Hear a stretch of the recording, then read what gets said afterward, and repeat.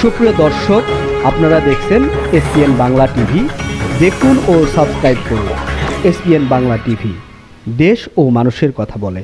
এই যে আমাদের এই বিষয়গুলি নিয়ে কিন্তু আমরা খুব গভীরভাবে আমরা বিষয়গুলি ব্যাখ্যা বিশ্লেষণ করি না, যার কারণে এটার সুদূর প্রসারী একটি নেতিবাচক প্রভাব আমাদের সমাজে পড়ে। আমরা জানি যে একটি জাতির পরিচয় হলো যে জাতির সাহিত্য, বিজাতীয় সাহিত্য সংস্কৃতির যে আগ্রাসনটা আমাদের, সেটাকে আমরা কিন্তু প্রতিরোধ করতে পারছি না। কারণ আমাদের এই নির্লিপ্ততা এবং যে উদাসীনতা এবং আমাদের যে কি বলা যায় যে বিষয়টি আমাদের সবাই একটু গুরুত্ব সহকারে সেই বিষয়গুলি নিয়ে যে আমাদের জাতীয়ভাবে আলোচনা করার ক্ষেত্রে আমরা খুব একটা গুরুত্ব আমরা খুব একটা লক্ষ্য করি না।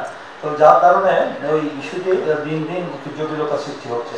আমাদের পাশের দেশ যে আমাদের ভারতীয় আগ্রাসনকে একটু বেশি আমরা লক্ষ্য করছি। আমাদের এই আমরা একটি স্বাধীন সার্বভৌম রাষ্ট্র, এই কথাটি আমাদের এখানে চৌধুরী ভাই কিন্তু তার আমাদের বাঙালি জাতীয়তাবাদ এবং বাংলাদেশি জাতীয়তাবাদের মধ্যে কিছুটা বিষয় তিনি উল্লেখ করেছেন। আমি একটু সংযোজন করতে চাই এর সাথে, যে আমাদের যেটা জনক হলো যে আমাদের যে সাহিত্য সংস্কৃতি কৃষ্টি কালচারকে যে সমৃদ্ধ করেছেন এবং এটাকে আমাদের দেশীয় সংস্কৃতিকে যে একটা পূর্ণাঙ্গ রূপ দেওয়ার চেষ্টা করেছিলেন আমাদের মহান স্বাধীনতার ঘোষক শহীদ রাষ্ট্রপতি জিয়া রহমান বীর উত্তম।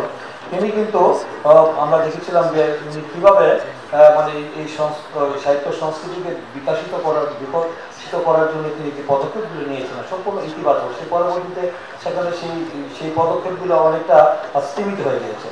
আমি বলতে চাই যে উনি একটা যে কথাটি সেই বিষয়টি আমি যেটুকু আমি জানি যে বলেছিলেন যে আমাদের একটা ক্ষুদ্র বিষয় যে পাশের একটি বৃহৎ রাষ্ট্র ভারতের থেকে আমাদের একটি ছোট রাষ্ট্র, কিন্তু দেখা যায় যে আমাদের ওই ভারতের আগে আমাদের বাংলাদেশের যে রঙিন টেলিভিশন যে হয়েছিল এই বিষয়ে বলেছিলেন যে এই রঙিন টেলিভিশন ভারতের আগে আমরা কিন্তু প্রতিষ্ঠা করেছিলাম, শিক্ষা করেছিলেন না, অনেক হয়তো আমরা জানি না।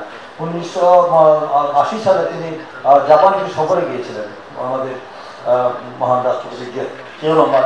তিনি ওখানে গিয়ে যখন রঙিন টেলিভিশন দেখে এসে বাংলাদেশে তিনি এসে তখন ওই যে যারা বাংলাদেশ টেলিভিশনের কর্মকর্তা ছিলেন ওদেরকে ডেকে তিনি মিটিং করে বললেন যে আমি বাংলাদেশে আমাদের টেলিভিশনকে মানুষের বিনোদনের জন্য একটি রঙিন করার ব্যবস্থা করার জন্য আমাদের কী করা উচিত বলেন, কী পরিমাণ আমাদের বাজেট লাগবে। তখন তারা বললো যে স্যার অনেক টাকা বাজে। কত টাকা বাজে? বলছে 60 কোটি টাকা বাজে। তো 60 কোটি টাকা একটা রাষ্ট্রের জন্য একটু বেশি টাকা, 60 কোটি টাকা কোনো টাকাই না। এই 60 কোটি টাকা দিয়ে আপনারা অবিলম্বে ওই জাপানের সাথে যোগাযোগ করে এই আপনারা রঙিন টেলিভিশনের ব্যবস্থা গ্রহণ করুন।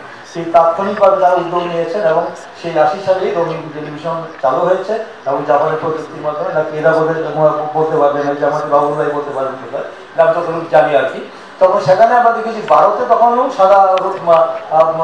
সাদা কালো টেলিভিশন, সেখানে তারা ভারতের আমাদের বাংলাদেশের প্রায় 3 বর্ডারে আমাদের সীমান্তের 3 পাশ দিয়ে আমাদের ভারতের সীমান্ত, সেই সীমান্তের পাশে যারা ভারতীয়রা তারা সেখানে দেখা যায় যে ওই এন্টিনা, ওই থালা বাটি দিয়ে এন্টিনা দিয়ে কিন্তু তারা বাংলাদেশে তখন যে আমাদের নাটক হতো আর কি, নাটকের মান এত ভালো ছিল তখন আমরা দেখতাম এইসব সকাল সন্ধ্যা এইসব সেই নাটকগুলো হতো আর কি।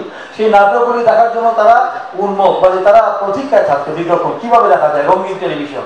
সেই রঙিন টেলিভিশন সেখানে তিনি প্রতিষ্ঠা করেছিলেন, শীর্ষ একাডেমি তিনি করেছিলেন। এই যে আপনার এখানে যে জাতীয় জাদুঘর তিনি প্রতিষ্ঠা করেছেন।